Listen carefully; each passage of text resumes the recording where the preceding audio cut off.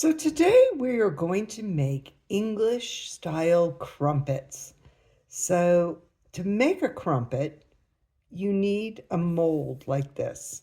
And I just purchased these because I'm planning on making several different things using these frames, such as like stackable fruit and ice cream sandwiches. I have all sorts of plans making, hamburger buns and things of that nature. And so I'm very excited to use these. And the reason you have to use these is that crumpets are not English muffins. They are their own thing. And an English muffin is made with dough and it's stiffer, where a crumpet is made with batter. So you have to pour the batter into these molds. And it's only cooked on one side, where English muffin, being firmer, it's cooked on both sides, where this is only cooked on the side that's down on the skillet. They're very easy to make. They are, have open bubble holes inside the crumpets just like an English muffin does, but they're lighter and fluffier. So let's get cooking. And if you're interested in these, I'll put a link down in the description of this video. All right, so I just unwrapped these. So it came with 4. They weren't that expensive. It was like 16 bucks. And then it comes with this, I don't know what you call it, a flattener. So if you need to flatten something that you're working with, I'll probably use this to make ice cream sandwiches. So you put the ice cream in here and then you can make them flat to put between your cookies. But we'll do that in a different video. So let's go ahead and rinse these off with soapy water and get cooking with our crumpets. All right, so this is made with some pretty simple ingredients. You need some yeast. I'm trying a different kind of yeast. This is a Rapid Rise Plus instant yeast with dough enhancer.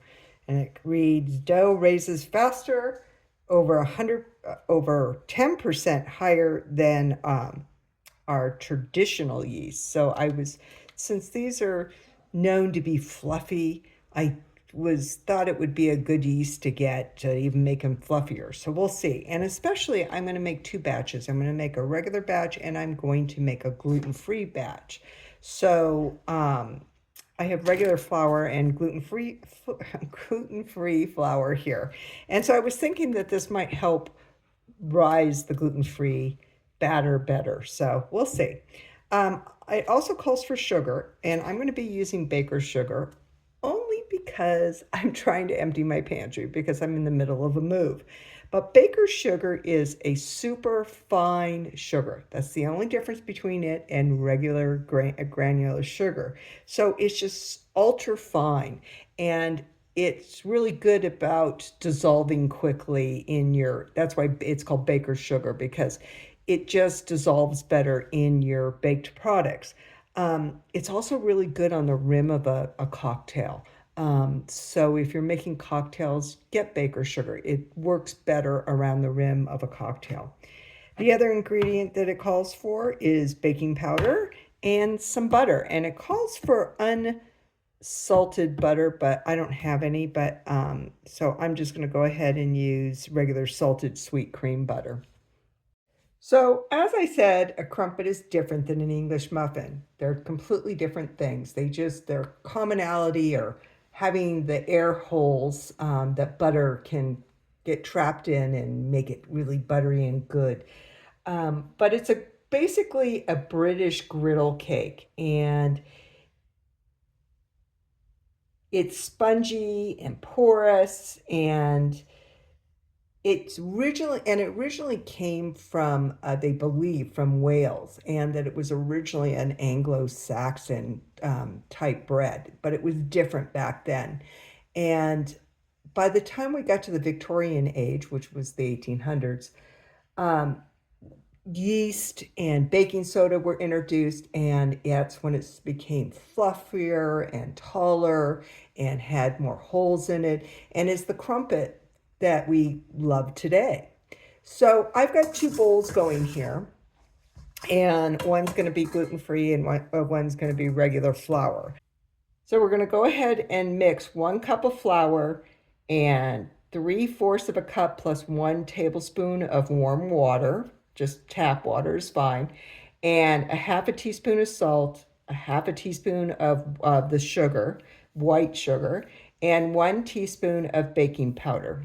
All right, so I put 1 cup of flour in the bowl and 1 cup of gluten-free flour in another bowl. Now, I use King Arthur, at least that's what I'm using right now. I also like Pamela when it comes to gluten-free flour mixture. And it's always a 1-to-1 ratio, so 1 cup to 1 cup. Next is a half a teaspoon of sugar. And you can see with the baker's sugar, you see how fine it is? It's a very fine sugar. You can see how perfect it is for a cocktail. So half a teaspoon, actually. I'm not sure if I said 1 or a half. And I'm going to put that in each bowl. Next is a half a teaspoon of salt, and I'm using sea salt. And 1 teaspoon of baking soda. Now it's the baking soda that's going to add those bubbles in there. It's going to really help with that. So always when you're measuring baking soda, you never want to do a heaping teaspoon or when you're measuring. That's what this flat surface is for, is to flatten the teaspoon so you have a perfect measurement. Okay, and I'm going to do that in each bowl. All right, so I'm going to mix that all up. My dry ingredients. All right. Now you probably saw me use the same implement in each bowl. If you have somebody who's gluten-free and is allergic to gluten, you don't want to do that. You want to use its own implement. And the reason I do it is I'm not allergic. I have a sensitivity. So if I get a little flour, a little gluten in me, it's not going to hurt me. But somebody who's allergic can send them to the hospital. So be warned. All right, so next is 3/4 of a cup of warm water. So I put it in the microwave for about a minute. And I've got both bowls water in here. You should probably do it separately. I put it in one. Now I'm going to use a hand mixer to mix this up. Or you can use this, use a whisk, but whisk for about 2 minutes. Or you can use a fork if you don't have a hand mixer or a whisk. But I want this to be really light and airy, so a hand mixer can get those air bubbles in there. So let's go ahead and use the hand mixer. All right, so with the hand mixer, I mix this up for a minute. And if you notice, it's very light and fluffy looking with the baking soda that really, really makes it fluffy. So we use warm water because of the baking soda. It just helps it dissolve and it just makes it more efficient in what we're trying to do here. Make a nice fluffy, light crumpet. Okay, let's talk a little bit about yeast. Now, most people know what yeast is for. It's to help rise the bread, whatever you're baking in. A lot of times you let something sit and you allow the yeast to rise. That's why a lot of people get rapid rise because it rises quicker. And a lot of time you'll use that for like fry bread or maybe a pancake. It will rise those quick breads quicker. But this is calling for 1 teaspoon of yeast, okay? Instant or rapid rise or dry active yeast, okay? So one of these packets, there's 3 here, okay? There's 3 separate ones here. So one of these packets is 1/4 of an ounce, which is approximately 2 1/4 teaspoons. So we only need a teaspoon. So we're going to have this and then leave some in the packet. It's kind of hard. We'll probably have to measure it out. It's probably our best bet. And then you dissolve it in 1 tablespoon of warm water. And so that the warm water helps dissolve it, just like the baking powder, and also starts activating it. So I usually use a scissor to divide these. This is your best bet without it opening. It even has little perforated marks there where you can cut. So if you use a knife, you take the chance of opening it up by accident. I also leave mine in the refrigerator, and then that way, if it's in a hot cupboard, it can activate it. So the refrigerator keeps things from activating. All right, so in a custard dish, I warmed up a tablespoon of water of each, 1 for each of the batches that I'm making. And, it's supposed to be lukewarm water. You don't want it too hot. And don't use hot water straight out of the tap. Your hot water heater is filthy. It really is. Don't ever use hot water straight out of the tap for cooking. Warm it up in the microwave or on the stove. Um, One time my husband really proved that to me by emptying the water out of the water heater to show me how filthy it really was. And there's just no way I'll ever use hot water out of the tap again. I also had a food inspector tell me the same thing. So always warm your water and don't rely on hot water out of the tap. So yeast is basically in the fungus family, the fungi kingdom to be exact. And hot water will kill it. So you don't want your water to be too hot, okay? So we need a teaspoon of yeast. And again, there's over 2 teaspoons, there's like 2 1/4 teaspoon in these packets. So the rest of it I'll just end up throwing away because I have the other packets. Get it in there.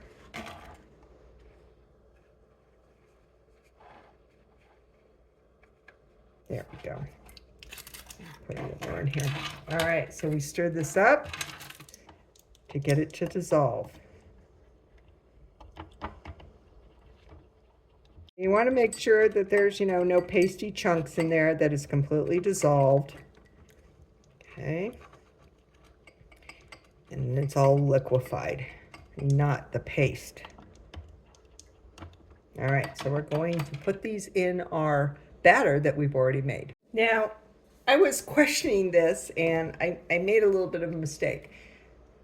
When you're baking something, don't add the baking soda and the or baking powder until the end, because it will start activating. And I had added it because I could have sworn the recipe said add, all the ingredients, but you're supposed to be adding it after you add the yeast, including the sugar. It's no harm done because I've been working pretty fast. But so anytime you cook with those baking powder or baking soda, like you're making cookies and stuff, always add it last, because otherwise it just starts activating. But it activates in a way that you don't want it to until you're ready for it to, you want it to start activating when you're baking. All right. You're gonna mix that all up for about a minute. Put the yeast in both bowls. See, I make mistakes too. I get talking, and sometimes I read things incorrectly. Now, you're gonna see in the regular batter here, it's very shiny, it's very viscous. It's almost like a thick pancake, where this is the gluten-free one. It always comes out thicker, always. So now we're going to let this rise a bit, and we're going to put a plate over it and put it in a warm place. Now, what I usually do is that warm place is my oven. I set my oven to like the lowest temperature it could possibly go. I put the bowls in there covered, and then I open it up so it doesn't get too hot in there. And there's ventilation. Once I'm putting this in my oven, and basically I'll get it warm, and then once I put it in, I will turn it off. I'm gonna use a plate instead of like a paper plate, because I'm putting it in the oven, and so I don't want to start a fire. Not that it's going to be that hot in there. Now, covering it also keeps it from getting crusty and, getting a film over the top. It keeps it nice and moist in there. So basically, we're waiting for the batter to get kind of frothy and bubbly, and that takes about 15 to 30 minutes, depending on the environment. So I have the bowls sitting in my oven right now. I had preheated the oven to 170. When I put the bowls in, I turned off the oven, and now I have the oven slightly open, just to let some ventilation in there and that it doesn't get too hot. So it's a nice warm environment. That will help with getting it frothy and bubbly. Now, if this was bread I was making, I wouldn't use a plate. I would use a damp, very clean cloth to put over it so air could flow into the bread. Cheesecloth is also an option when you're doing bread. Now, crumpets are served with either honey or jam. That's the way I've always had them. So we're going to do them with a nice blackberry preserve, is how we're going to eat them. And then you need about 2 tablespoons of butter. I have 4 because I'm making gluten-free and regular. So I'm going to melt this butter in a custard dish, and then I'll dip this in there, and I will butter the sides of these to help them from sticking. And then the rest of the butter I'll use on the pan itself, and I'll be using a non-stick pan. I've always thought it'd be kind of neat to test it with an iron skillet, but it probably would stick a lot. I'm not sure. I've never tried it. But if that's what you use, it would probably give it a really good flavor. So we're going to cook these almost like they're pancakes. So we're going to pour the batter into these, and we're going to wait for it to bubble. And we're going to adjust the heat a lot so it doesn't brown too much on the bottom, but still cooks in the center. All right, so it's been a half an hour. So let's take a look. So yeah, it's definitely a lot more bubbles in there. And I can tell by just wiggling it that it's got, you know, some bounce to it. So I think we're ready to go. All right, so I've got my melted butter, and I am going to brush the bottom of the pan with some butter. Keep it from sticking. Okay. And I'm going to put my heat on medium high. Now, you're going to have to adjust the heat quite a bit to lower and lower and lower, but you want to get it high first, and then you're going to get it bubbly, and then the bubbles will pop just like a pancake, and you'll keep lowering it so you don't burn the bottom of your crumpets. So we're also buttering the insides of these, putting them on here. Okay. And it's probably good to have a butter knife handy, so when you want to get them out of here, that the butter knife, you can run a butter knife along the edges to help loosen them. All right, so the butter's sizzling. You want to get it all sizzly in there, and it wouldn't hurt to do a little bit of a splash of water just to see if it sizzles. That's what I always do with pancakes, and that tells me the temperature's good. Hear it sizzle? I'm just got my hands wet and went like that. So when it sizzles like that, that's how I know it's good. So I'm going to scoop in a 1/4 of a cup, measuring cup. Okay. So that dough is, you can just tell it's all bubbly. Okay. You can use a spatula to get all the measurement out. All right, so I was using a spatula, but I found that it's working better with a spoon because the 1/4 of a cup measurement is kind of small. So you can hear those sizzle, and we're going to wait until it kind of bubbles, and then we're going to turn down the heat. So I'm a little concerned that the heat was a little high. As you can see, it did get a little dark there, so I flipped one of them. You're waiting for these bubbles to emerge. I'm not really seeing a ton of bubbles coming out, but I can tell that it's starting to get stiff and that it's cooking well. Okay, so I did turn down the heat, and now it's cooking on a low heat. Now, when you flip it, you only flip it for about 30 seconds, just to kind of get it on a nice color on the other side. Okay. Now, when you lift these rings up, you want to, it's really hard to do with a mitt. So I'm just using like a thick, folded over several times paper towel just to lift them up. Okay. And because we buttered them, they're coming up very easily. Whoops. Careful you don't do what I just did. So you can see that it's bubbly inside. It has a nice color, giving a nice flavor. Now, I would you do a little bit more than a fourth of a cup. So do a heaping fourth of a cup. Because you want it to touch all sides of the metal ring, so it gives it a nice shape. See how this one has a nice shape on this side, but the other side doesn't, because it just didn't go all the way. And then a little more than a fourth of a cup will give it a nice thickness. So it's a little thinner than a English muffin. So I'm using the rest of the dough, which is more than a fourth of a cup, and it filled this one up nicely. The reason you don't want them too thick, it will take too long to cook them. So I'm ending up with about 5 crumpets for the regular flour. So this one's got a nice shape to it. I filled it up a lot more, and it just looks so much better. Just like a pancake, make one first. Make sure your temperature's good. Get the hang of the temperature adjustments, because you want it to be hot first and then lower it until you get the hang of it. A first test one is really good to do. So I guess you could call this one my first one. And you see how nicely shaped this one is. So for the gluten-free ones, I'm just going to use this spoon. It's just easier. It was really hard using that fourth of a cup measurement. So just eyeball it. I'm basically filling each one of these half full.